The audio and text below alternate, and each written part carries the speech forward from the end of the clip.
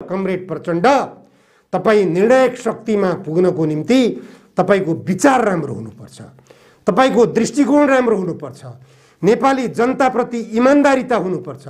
नेपाली जनतालाई ठग्ने, नेपाल राष्ट्रका विरुद्ध षड्यन्त्र गर्ने व्यक्ति कहिल्यै पनि निर्णायक शक्तिमा पुग्न सक्दैन। पुगिहाल्यो भने पनि त्यो क्षणिक शक्ति हुनेछ। पूर्व राजा ज्ञानेन्द्रको हालत हेरे हुन्छ। पूर्व राजा ज्ञानेन्द्रले इमान्दारिता साथ नेपाली जनताको समृद्धिको निम्ति काम गरेको भए, नेपाल राष्ट्रको राष्ट्रिय स्वाधीनताको निम्ति कृत सङ्कल्पित भएर काम गरेको भए नेपाली जनता राजा ज्ञानेन्द्रको जय जयकार गरेर त्यति बेलै सडकमा उत्रिएका हुन्थे। राजा ज्ञानेन्द्रलाई जसरी देश छोड भनेर नाराबाजी गरेका थिए, जनताले आज तपाईका विरुद्ध देश छोड भनेर नाराबाजी गर्नुपर्ने अवस्था भइरहेको छ। सडकमा त्यही नाराबाजी पनि भइरहेको छ।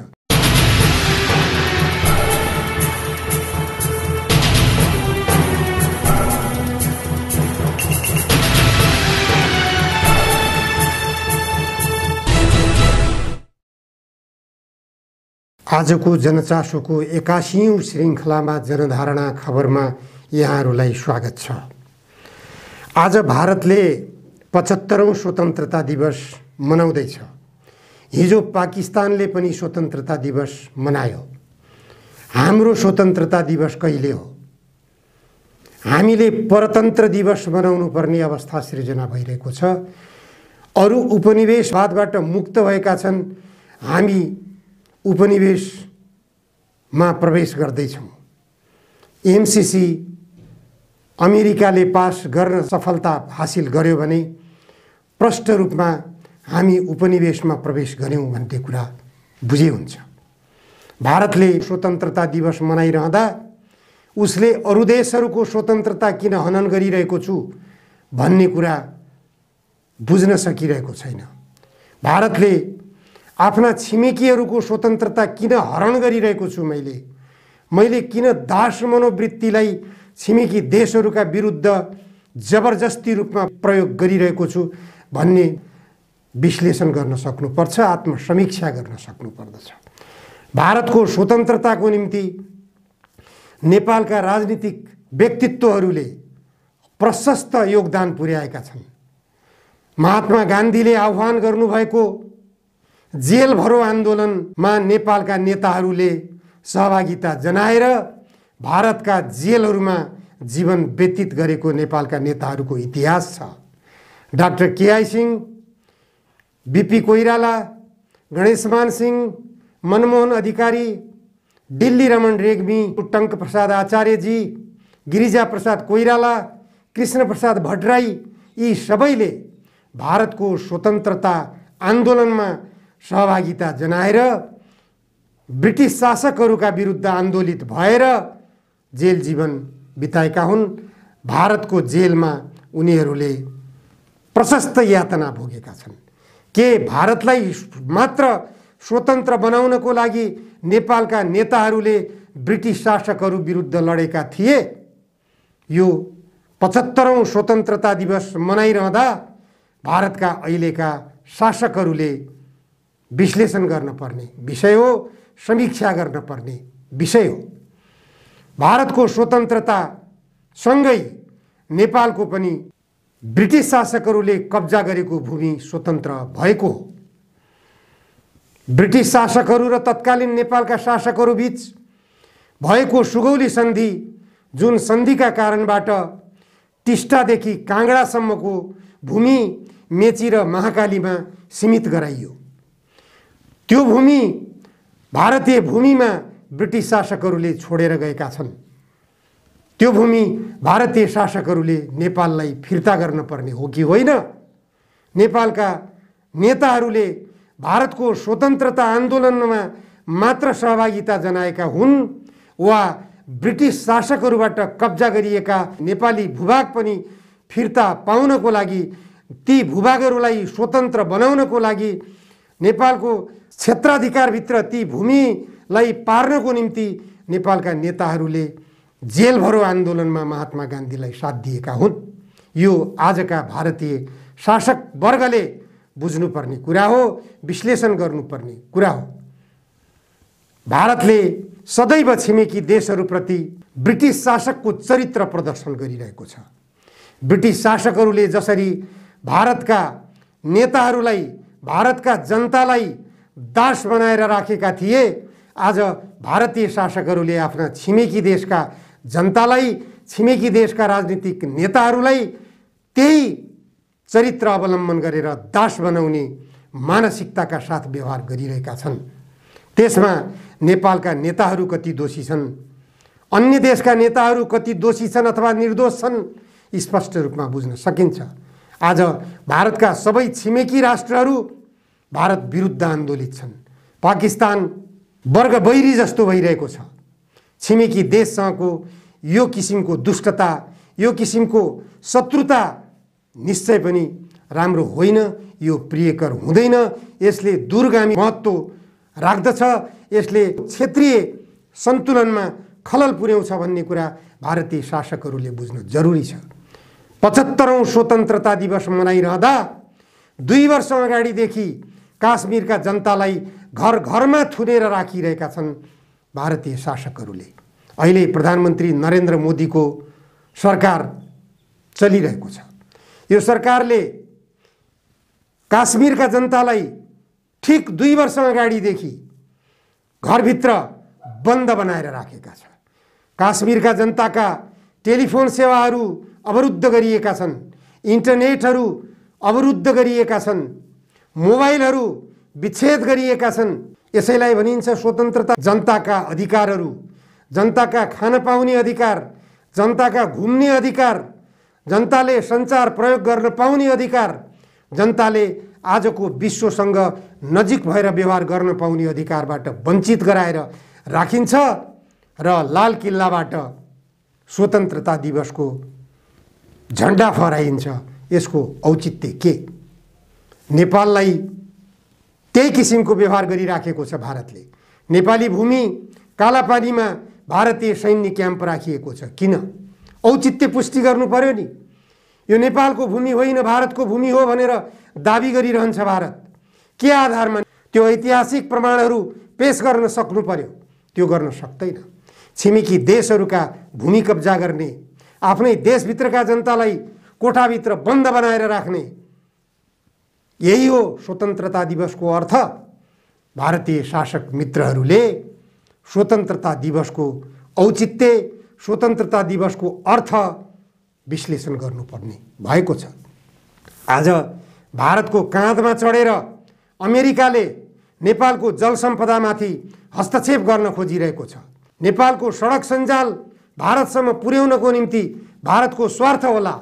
भोलि चीनका विरुद्ध लडाईँ लड्नको निम्ति यो भारतको पनि स्वार्थ हुन सक्ला। तर यसले दीर्घकालीन रूपमा ओसामा बिन लादेन जन्माउने छ, सद्दाम हुसेन जन्माउने छ र त्यसले भारतलाई निश्चित रूपमा नोक्सानी पुर्याउने छ। यो कुरामा आजका भारतीय शासकहरूले 75औं स्वतन्त्रता दिवस मनाइरहँदा आत्मसमीक्षा गर्नु पर्दछ। यथार्थ धरातलमा बसेर विश्लेषण गर्न सक्नु पर्दछ। हाम्रा देशका शासकहरू, हाम्रा देशका राजनीतिक दलका नेताहरू कुन मानसिकतामा गइरहेका छन् भन्ने कुरा प्रष्ट हुने गरिकन भर्खरै मात्र ऊर्जा मन्त्री पम्फा भुसालले पत्रकार सम्मेलनमा पत्रकारहरूबाट एमसीसी बारेमा सोधिएको प्रश्नको उत्तर जो दिनुभएको छ त्यस उत्तरले पनि स्पष्ट गरिरहेको छ।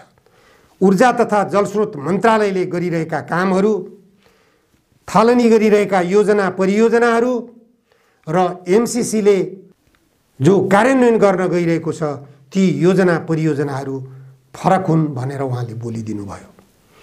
एमसीसी योजना अन्तर्गत राखिएका जति पनि कामहरू छन् ती कामहरू, विद्युत उत्पादन सम्बन्धी कामहरू, योजनाहरू, ती योजनाहरू जलस्रोत मन्त्रालयको सरोकारको विषय होइन, त्यो संसदमा प्रवेश गर्ने विषय हो, संसदको सरोकारको विषय हो भनेर ऊर्जा तथा जलस्रोत मन्त्रीको मुखबाट पत्रकारहरूले सुन्नु पर्यो।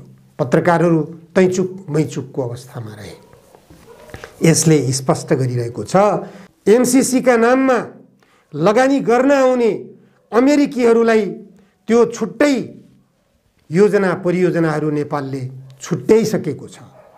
त्यसमा ऊर्जा तथा जलस्रोत मन्त्रीले समेत स्पष्ट रूपमा दाबी गरेर बोल्न नसक्नु नेपाल आफै लगानी गर्न सक्षम छ, नेपाल आफैले यिनी चिजहरू उत्पादन गर्न सक्दछ, नेपाल आफैले आफ्नो देशको विकासको निम्ति स्थानीय जनताको सहयोगमा स्थानीय जनताको सहभागितामा कामहरू गर्न सक्दछ भन्ने कुरा स्पष्ट रूपमा बोल्न नसकेर यो एमसीसी भन्ने कुरो संसदले टुङ्गो लगाउने कुरा हो। किन संसदले टुङ्गो लगाउने? प्रचण्ड र शेरबहादुर देउवाको गठबन्धन सरकारले भन्दैमा उनीहरूले सम्झौता गर्दैमा नेपाल राष्ट्र बाँधिनुपर्ने बाध्यता किन? सम्झौता गर्दैमा एमसीए नेपालको नाममा किन काम सुरु गरियो? यो नेपालको अहितमा छ। त्यो सम्झौताका शर्तहरू नेपालको राष्ट्रिय अखण्डताको विरुद्धमा छ, स्वतन्त्रताको विरुद्धमा छ, नेपाललाई उपनिवेश बनाउन खोजिरहेको छ भन्ने कुरा स्पष्ट हुँदाहुँदै मन्त्री तहमा बसेका व्यक्तिबाट पनि जब त्यसको विरोध गर्न सकिँदैन भनेदेखि यसले स्पष्ट सङ्केत गरिरहेको छ कि नेपालका राजनीतिक दलका नेताहरू अमेरिकाको उपनिवेश नेपाललाई बनाउने, यहाँ युद्ध रणनीति थोपर्ने एमसीसी नामको कथित अनुदानको योजनासँग यिनीहरू बाँधिएका छन्। नेपालका राजनीतिक दलका नेताहरू प्रचण्डले निर्णायक शक्ति बन्ने चाहना व्यक्त गर्नुभएछ। अहिले आत्मसमीक्षा गर्नुहोस् कमरेड प्रचण्ड, तपाईँ 10 वर्षे जनयुद्धलाई स्थगन गरेर शान्ति प्रक्रियामा आउँदा तपाईँ निर्णायक हैसियतमा हुनुहुन्थ्यो कि हुनुहुन्न थियो?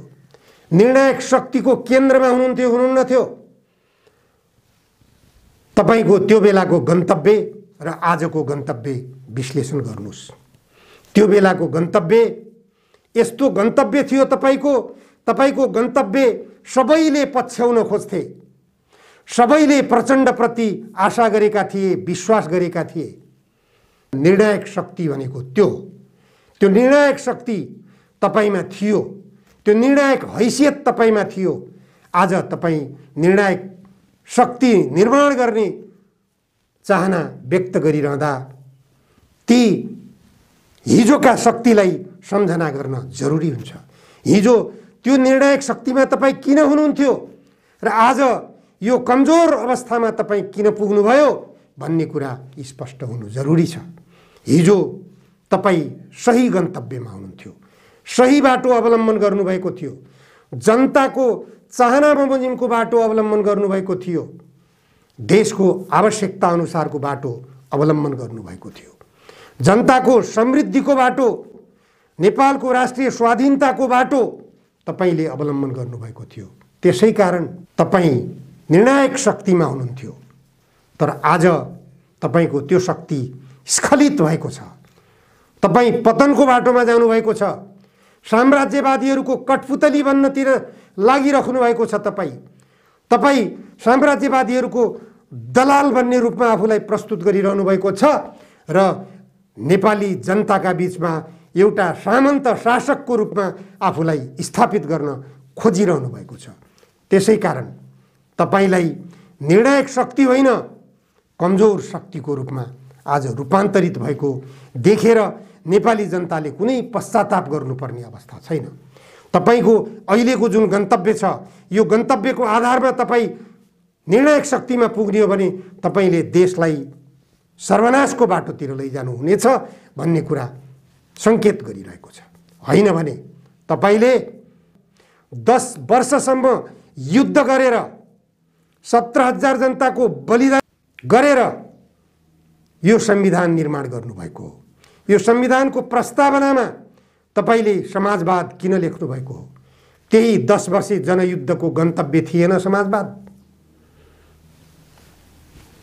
त्यो समाजवाद, संविधानले निर्दिष्ट गरेको समाजवाद तपाईहरूले जनतालाई झुक्क्याउनको निम्ति संविधानमा लेख्नु भएको होइन भने गन्तव्य समाजवाद पहिल्याउनुहोस्। तपाईँ निर्णायक शक्तिमा पुग्नुहुन्छ। साम्राज्यवादी अमेरिकाले नेपाललाई उपनिवेश बनाउन ल्याउन खोजिरहेको एमसीसी को विरुद्धमा तपाईँ प्रस्तुत हुनुहोस्, तपाईँ निर्णायक शक्तिमा पुग्नुहुनेछ। विस्तारवादी साम्राज्यवादी हस्तक्षेपकारी भारतले लिम्पियाधुरा, लिपुलेक र कालापानी कब्जा गरिरहेको छ। त्यो कब्जा गरिएको भूमि नेपाललाई फिर्ता गराउनको निम्ति सडकबाट आवाज बुलन्द गर्नुहोस्, तपाईँ निर्णायक शक्तिमा हुनुहुनेछ। तपाईँ निर्णायक शक्तिमा पुग्नको निम्ति जाल झेल गर्नु पर्दैन, नेपाली जनतालाई झुक्क्याउनु पर्दैन, नेपाली जनतालाई ठगेर हुँदैन, तपाईँ आलिशान बिल्डिङमा बसेर हुँदैन, तपाईँ महँगा गाडीमा चढेर हुँदैन, तपाईँले आफ्ना सन्तानलाई पदीय जिम्मेवारीमा राखेर तपाईँ निर्णायक शक्तिमा पुग्नुहुन्न। कमरेड प्रचण्ड, तपाईँ निर्णायक शक्तिमा पुग्नको निम्ति तपाईँको विचार राम्रो हुनुपर्छ, तपाईँको दृष्टिकोण राम्रो हुनुपर्छ, नेपाली जनताप्रति इमान्दारिता हुनुपर्छ। नेपाली जनतालाई ठग्ने, नेपाल राष्ट्रका विरुद्ध षड्यन्त्र गर्ने व्यक्ति कहिल्यै पनि निर्णायक शक्तिमा पुग्न सक्दैन। पुगिहाल्यो भने पनि त्यो क्षणिक शक्ति हुनेछ। पूर्व राजा ज्ञानेन्द्रको हालत हेरे हुन्छ। पूर्व राजा ज्ञानेन्द्रले इमान्दारिता साथ नेपाली जनताको समृद्धिको निम्ति काम गरेको भए, नेपाल राष्ट्रको राष्ट्रिय स्वाधीनताको निम्ति कृत सङ्कल्पित भएर काम गरेको भए नेपाली जनता राजा ज्ञानेन्द्रको जय जयकार गरेर त्यति बेलै सडकमा उत्रिएका हुन्थे। राजा ज्ञानेन्द्रलाई जसरी देश छोड भनेर नाराबाजी गरेका थिए जनताले, आज तपाईँका विरुद्ध देश छोड भनेर नाराबाजी गर्नुपर्ने अवस्था भइरहेको छ। सडकमा त्यही नाराबाजी पनि भइरहेको छ। यसतर्फ तपाईँले हेक्का राख्न जरुरी छ। त्यसैले यदि निर्णायक शक्ति बन्ने चाहना तपाईँमा छ भने राष्ट्रिय स्वाधीनताको लागि बोल्नुहोस्। विदेशी शक्ति राष्ट्रहरूले उपनिवेश बनाउन चाहेका छन् नेपाललाई, त्यसको विरुद्ध बोल्नुहोस्। नेपाललाई युद्धभूमिमा परिणत गर्न खोजिरहेका छन्, त्यसको विरुद्ध बोल्नुहोस्। तपाईँको पछि आम नेपाली जनता लामबद्ध हुनेछन्। अरू त अरू राजनीतिक रूपमा फरक धारका व्यक्तिहरू, नेताहरू, कार्यकर्ताहरू सबैले प्रचण्डको जय जयकार गरेर सडकमा उत्रिनेछन्। होइन भने यो गन्तव्य समाजवादको बाटो लिन सक्नु भएन भने, समृद्ध नेपाल निर्माणको सही बाटो पहिल्याउन सक्नु भएन भने तपाईँका सपना पुरा हुने छैनन्। आजलाई यति मात्र। धन्यवाद।